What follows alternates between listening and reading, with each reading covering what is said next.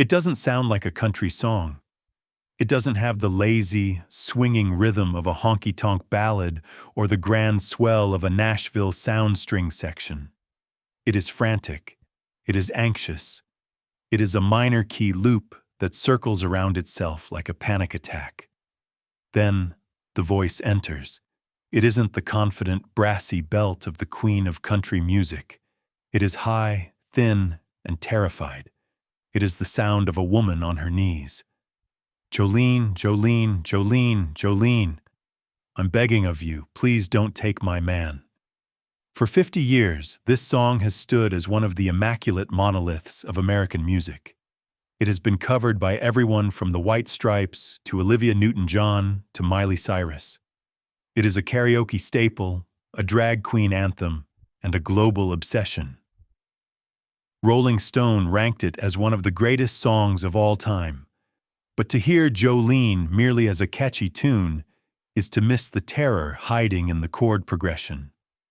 This is not a song about love. This is a song about inferiority. It is a song about the crushing, visceral realization that you are replaceable. It is about looking at another woman and seeing everything you are not. It is about the moment when the person you love looks away and you feel the ground beneath you turn to water. Most breakup songs are angry. They are songs of vengeance. These boots are made for walkin', or resignation. I will always love you. But Jolene is unique because it is a song of total submission. The narrator has no power. She has no leverage. She is stripping herself of all dignity to beg a stranger for mercy. You could have your choice of men, she sings, but I could never love again. Who was this woman? Who was the goddess who could bring the legendary Dolly Parton to her knees? The name on the record is Jolene. But that was a lie. Or at least a convenient fiction. The name belonged to a little girl with green eyes who asked Dolly for an autograph after a show. Dolly liked the name because it sounded like a song. Jolene, Jolene, Jolene, she chanted to remember it. But the woman with the beauty beyond compare, the flaming locks of auburn hair, the ivory skin and eyes of emerald green, she was real. She was not a fictional character invented to rhyme with green. She was a flesh and blood threat who existed in the mundane, fluorescent-lit reality of 1960s Nashville. She wasn't a movie star. She wasn't a rival singer. She was a bank teller. This is the story of how a mundane act of marital jealousy, a husband spending a little too much time at the drive-through window of a local bank, sparked a crisis of confidence in a young bride. It is the story of how Dolly Parton, a woman who would go on to build an empire on self-belief, found herself staring into the abyss of insecurity. And it is the story of the alchemical process of songwriting. It is how an artist takes the ugliest, most shameful feeling a human can feel, jealousy, and refines it, polish it, and sharpen it until it becomes a weapon. This is the secret history of the red-headed bank teller who almost stole Carl Dean, and in doing so, accidentally gave the world a masterpiece. To understand why a simple flirtation at a bank branch felt like a tectonic shift in Dolly Parton's universe, you first have to understand the fortress that was being threatened. You have to understand the marriage of Dolly Parton and Carl Dean. In the pantheon of celebrity romances, usually defined by volatility, publicity stunts, and rapid expiration dates, Dolly and Carl are a baffling anomaly. They are a riddle wrapped in a mystery wrapped in a rhinestone vest. They have been married since 1966. In the entertainment industry, that isn't just a long time. It is a geological epoch. But for the vast majority of that half-century, Carl Dean has been a phantom. He is the invisible husband. He has never walked a red carpet. He has never sat in the front row at the CMAs to applaud his wife. He has never given an interview. While his wife became one of the most photographed women on earth, Carl Dean chose to remain a face in the crowd. Their love story didn't begin at a gala or a backstage party. It began in the most unglamorous, humid, and pedestrian setting imaginable: the wishy-washy laundromat in Nashville, Tennessee. The date was May 30th, 1964.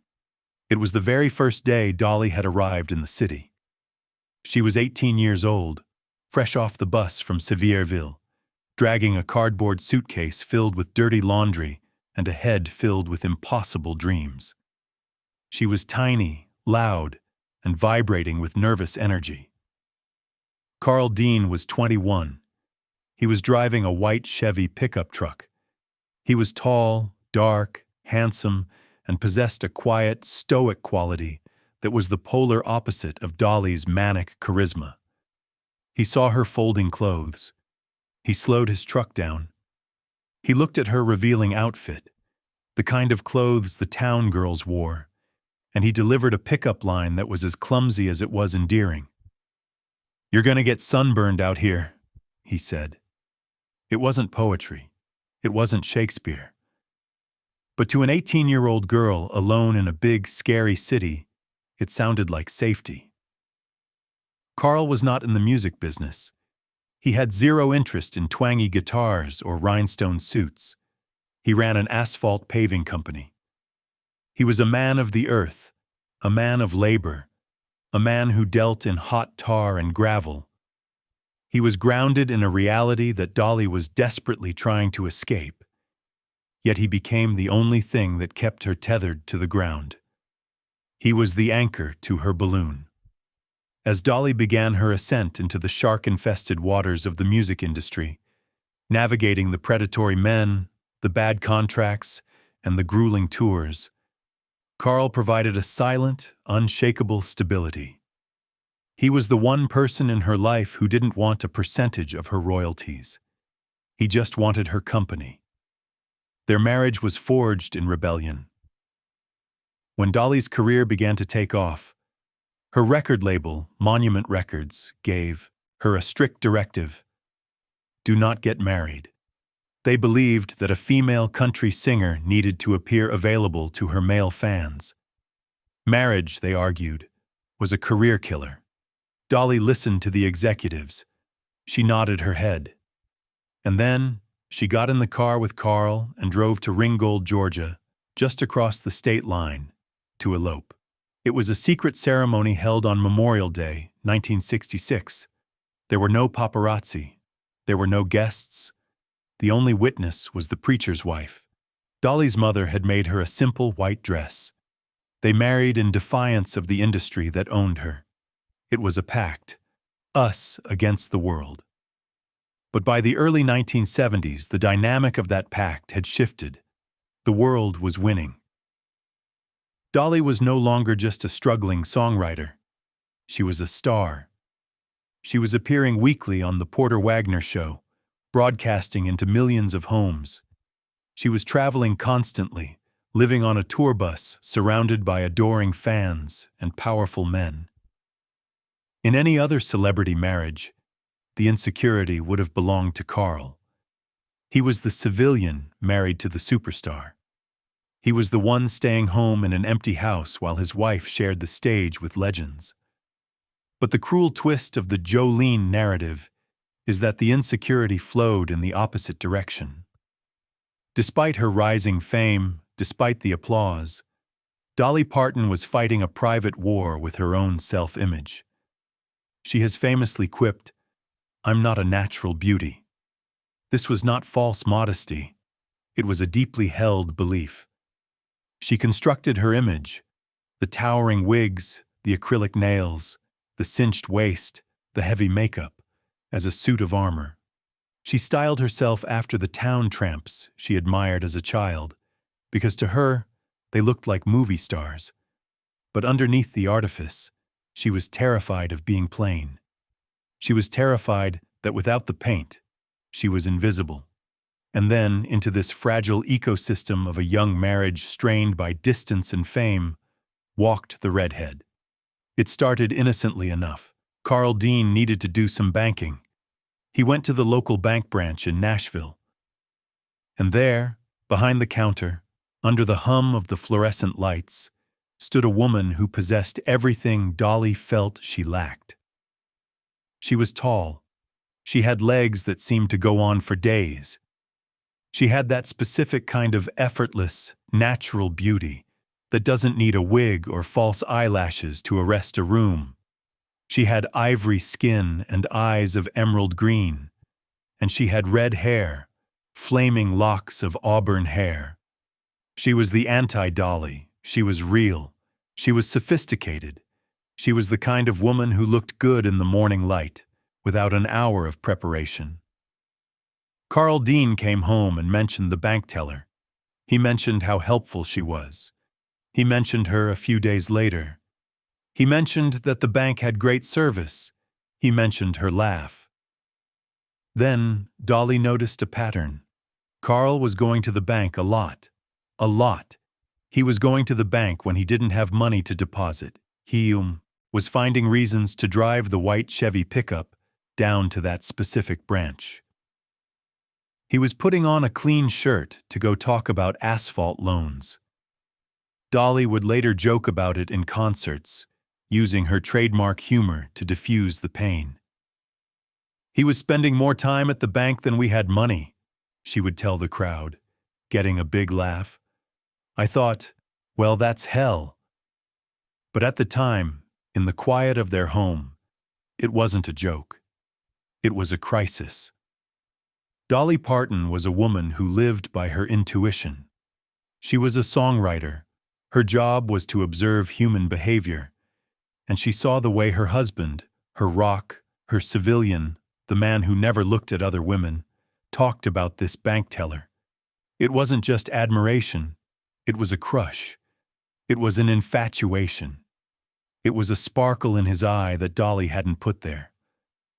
For the first time in her life, Dolly Parton felt small. She felt outmatched.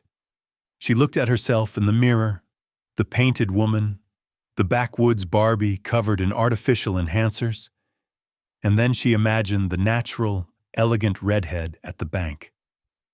And she realized, with a cold pit in her stomach, that her fame didn't matter. Her money didn't matter. She realized that if Carl wanted to leave, he could. He didn't care about the music business. He didn't care about her contracts. If he fell in love with a bank teller, he would just leave. She didn't confront him with anger. She didn't scream. She didn't throw him out. Instead, she did something far more vulnerable. She internalized the threat. She accepted the premise that this other woman held all the cards. She accepted that she was the underdog in her own marriage. She sat down with her guitar, her fingers trembling slightly.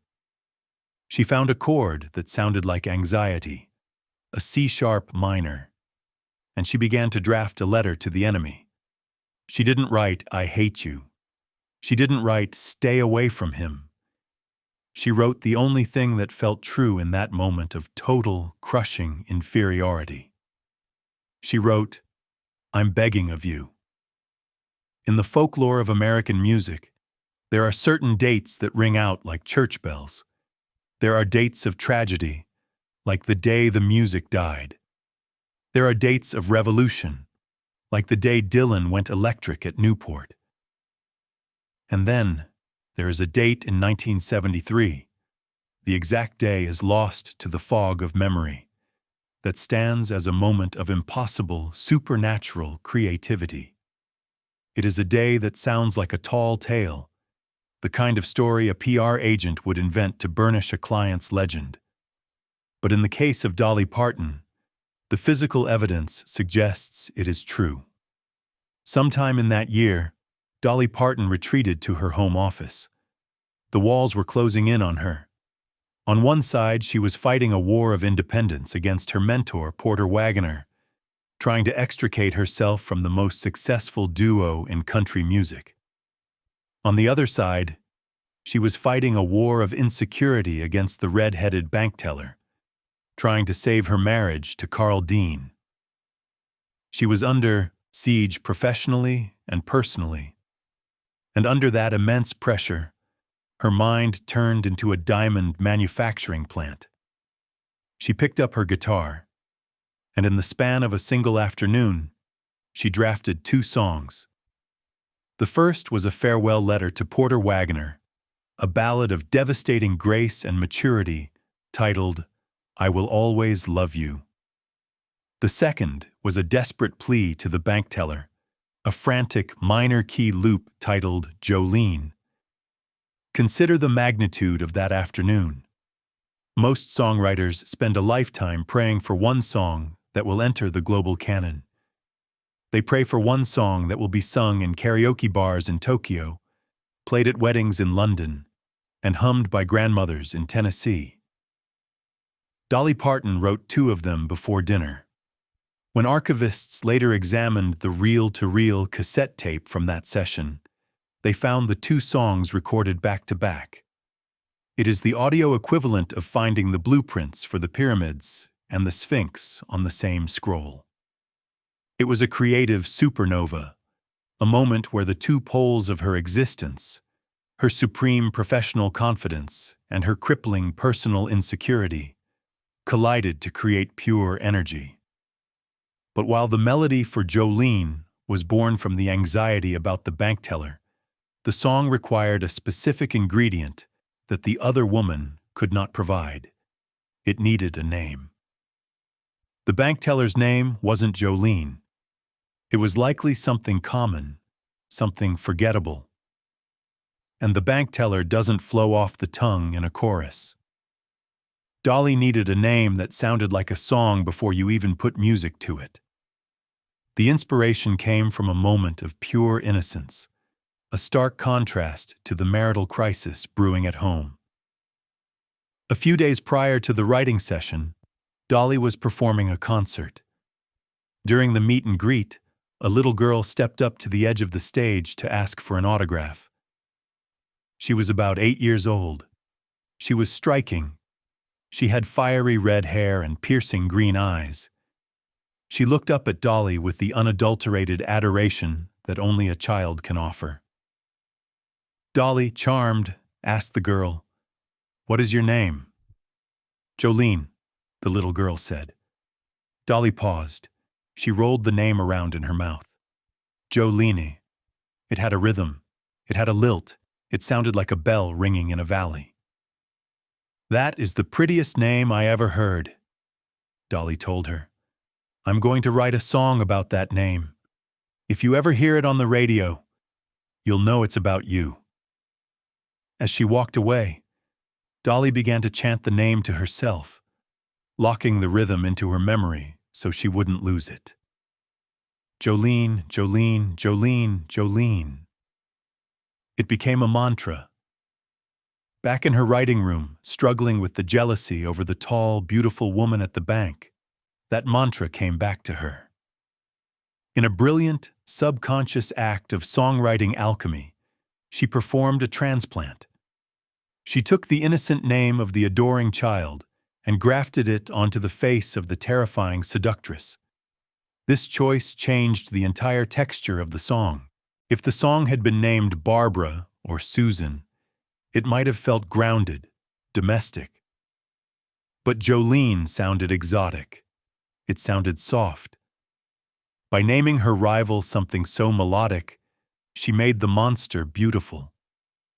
She made the threat sound like a lullaby. With the name secured, Dolly poured her insecurity into the lyrics. And this is where Jolene diverges from almost every other song in the country music canon. In the 1960s and 70s, country music was full of cheating songs, but usually they were songs of aggression. Think of Loretta Lynn's Fist City, released a few years earlier. Loretta's message to the other woman was clear: "Come near my husband, and I will physically fight you." It was a position of strength. Dolly went the other way. She went to a position of total submission. She didn't attack the bank teller. She worshipped her. The lyrics are a laundry list of the other woman's superior traits. Your beauty is beyond compare, with flaming locks of auburn hair, with ivory skin and eyes of emerald green. Your smile is like a breath of spring. Your voice is soft like summer rain. Dolly is not painting a picture of a villain. She is painting a portrait of a goddess. She is building a pedestal for her rival. And by elevating the bank teller so high, she automatically lowers herself. She admits, freely and openly, "I cannot compete with you, Jolene." It is a stunning admission for a star to make. It strips away all the armor. It confesses that despite the fame, despite the talent, the narrator feels worthless in the presence of this natural beauty. But the emotional core of the song, the line that reveals the true depth of the horror, arrives in the second verse. It is a line that turns the song from a simple jealousy track into a psychological thriller. He talks about you in his sleep. This is the turning point. This is the knife twisting in the wound. If Carl Dean was just flirting at the bank, that's one thing. If he was just looking at a pretty girl, that's painful, but manageable. But to talk about her in his sleep? That implies something far more dangerous. It implies that the Jolene figure has invaded his subconscious. It means that even when he is lying next to Dolly in the safety of their marital bed, he is not with her. He is with the redhead. It suggests that his mind has already left the marriage, even if his body remains. It is the ultimate betrayal because it is untouchable. You can stop a husband from going to the bank. You can stop him from making phone calls, but you cannot police his dreams. Dolly took that intrusive thought, that nightmare scenario of lying awake while your husband whispers another woman's name, and she turned it into a hook. She took the most shameful, humiliating fear of her life and set it to a melody so catchy, so undeniable, that she knew the whole world would eventually be singing along to her husband's secret crush. She turned her pain into a pop song, and in doing so, she began the process of taking the power back. With the lyrics written and the melody humming in her head, Dolly Parton faced a new challenge. A song on a piece of paper is just poetry. It is inert. To turn it into a weapon, she needed a sound that matched the terror in her heart. She took the song to RCA Studio B in Nashville. The room is hallowed ground, the place where Elvis recorded "It's Now or Never," and the Everly Brothers cut "All I Have to Do Is Dream."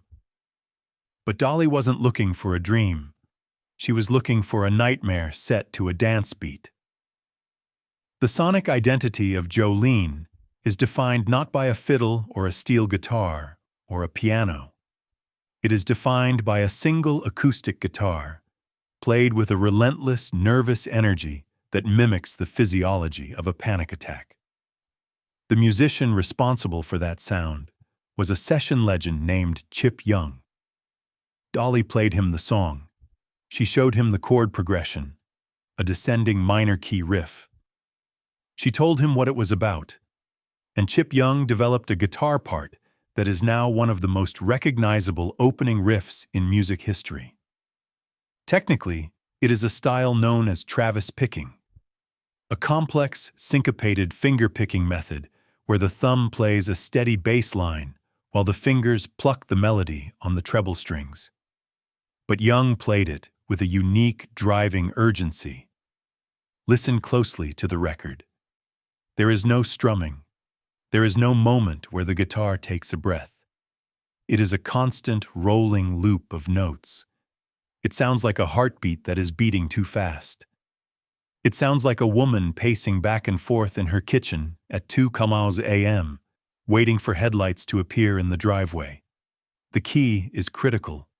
Dolly wrote the song in C-sharp minor. In the language of music theory, minor keys are usually the province of sadness or mourning. But C-sharp minor has a specific, distinct tension. It feels unresolved.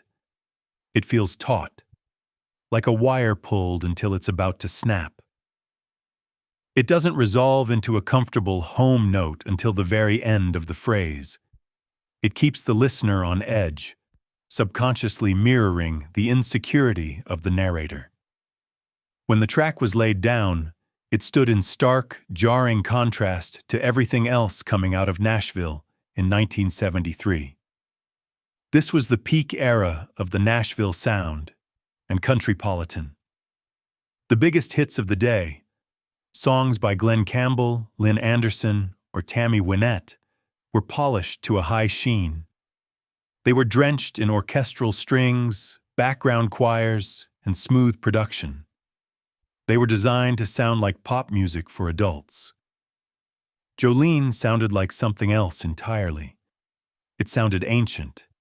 It sounded gothic.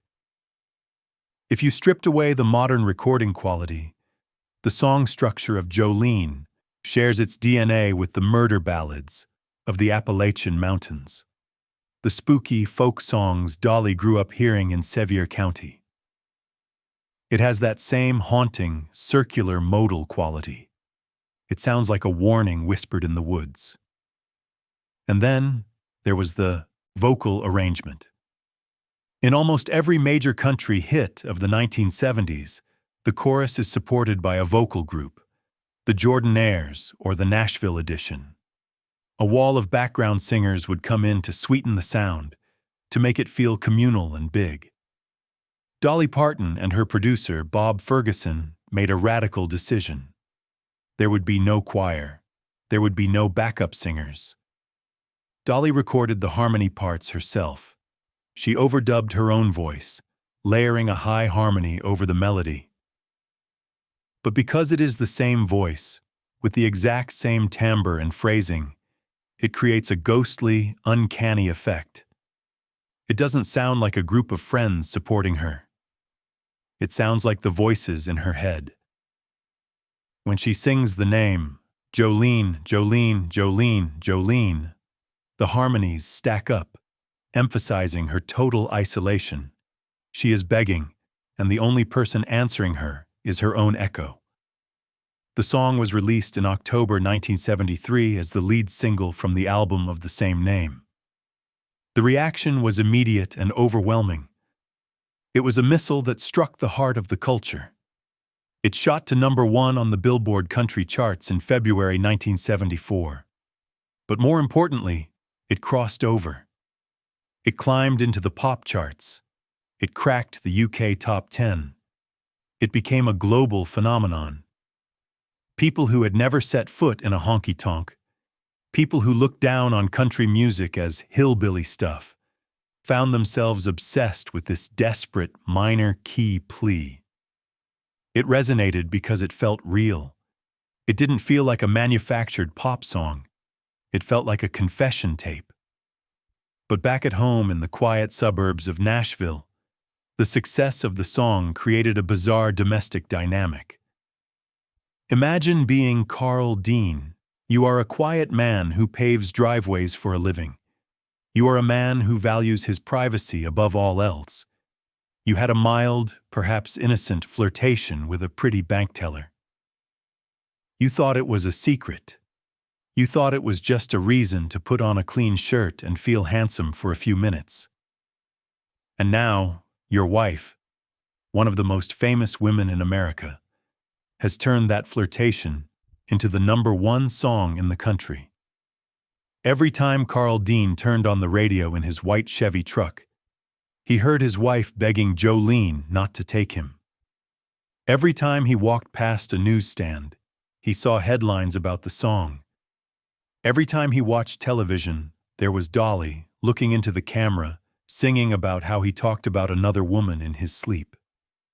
It was a public shaming, executed with the sweetest melody imaginable. Most men would have been humiliated. Most men would have been angry. A lesser man might have left. But Carl Dean is a unique character in the history of celebrity spouses. He possessed a level of self-assurance that is rare. He didn't fight it. He didn't demand she withdraw the song. He understood the deal they had made. He lived in the real world, and she lived in the world of song. He accepted that everything in their life was raw material for her art. However, the song did have a tangible effect on his banking habits. Dolly later revealed the aftermath with her trademark wit. The Jolene spell worked. The mirror had been held up to the marriage. Carl saw how much his actions had hurt her, not because she screamed at him, but because she sang about her heartbreak to the entire world. He stopped going to the bank. The flirtation ended. The red-headed teller faded into the background of their lives, blissfully unaware, or perhaps painfully aware, that she had just become the most famous other woman in history. The song was an exorcism. By naming the fear, by giving it a melody, and by selling it to the world, Dolly Parton had taken the power away from the bank teller and claimed it for herself. The redhead might have had the flaming locks, but Dolly had the publishing rights. And in the long game of history, the publishing rights are worth a lot more than a flirtatious smile. The Jolene phenomenon didn't stop when it hit #1 in 1974. Most hit songs from that era, even great ones, eventually fade into the background noise of oldies radio.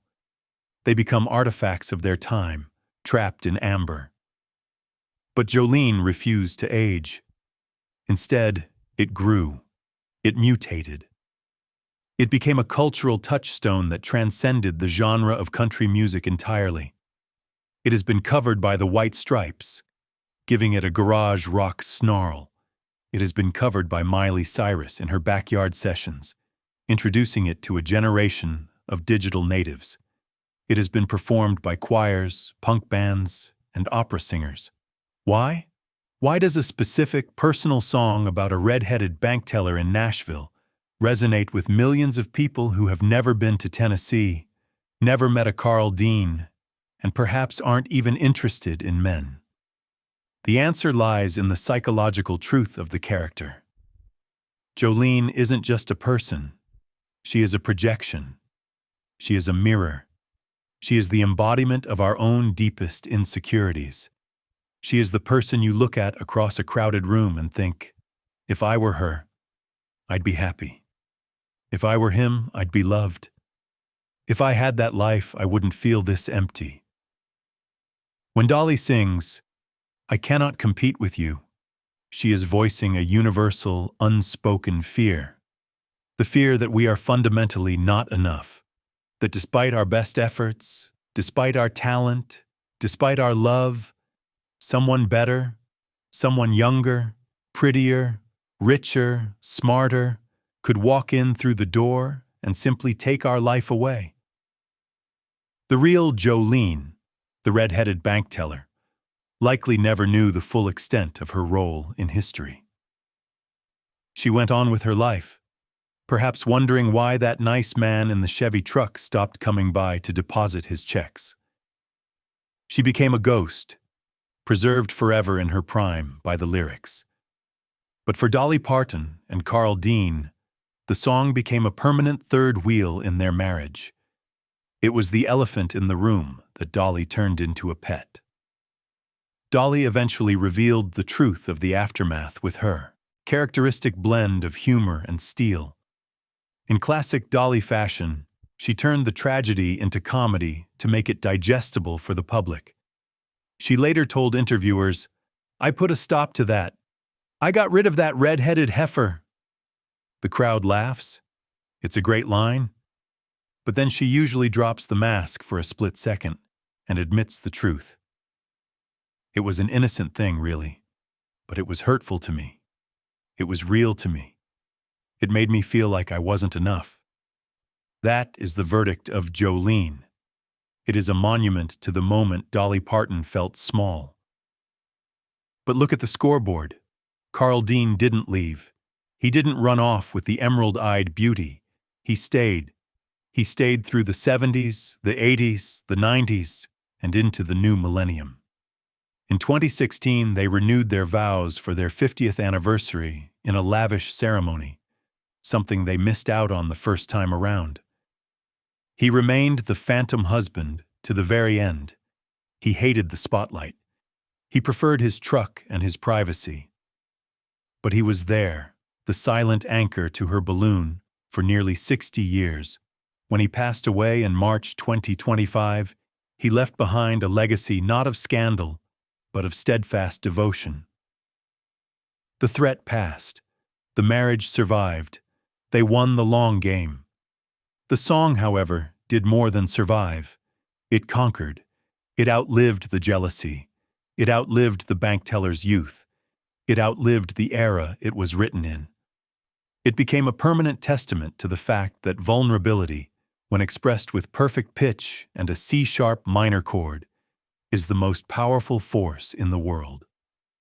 There is a Japanese art form called kintsugi, where broken pottery is repaired with gold lacquer. The idea is that the break and the repair make the object more beautiful and valuable than it was before. Jolene is the musical equivalent of kintsugi. The jealousy broke Dolly Parton. It cracked her confidence. It made her feel small. But instead of hiding that crack, she filled it with gold. She filled it with melody, with harmony, and with honesty. She turned her ugliest moment into her most beautiful song. Today, when Dolly performs Jolene, she doesn't sing it with fear. She sings it with a wink. She sings it with the confidence of a woman who knows she won the war.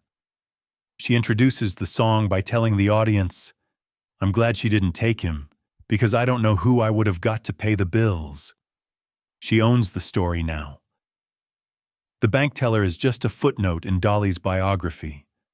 This story is a reminder to every artist, every creator, and every person who has ever felt less than. Your insecurities are not your weakness. They are your material. The things you are most afraid to say are often the things the world most needs to hear. Dolly Parton felt like she was losing. She felt like a backwoods Barbie compared to a queen. But by admitting that defeat, she became the queen. She took the straw of jealousy and spun it into gold. And that is why, 50 years later, we are still singing her name. If you love these deep dives into the secret histories of the songs that shaped our lives and the real human stories behind the legends, make sure to subscribe to the channel. We have so many more tracks to decode and so many more secrets to uncover.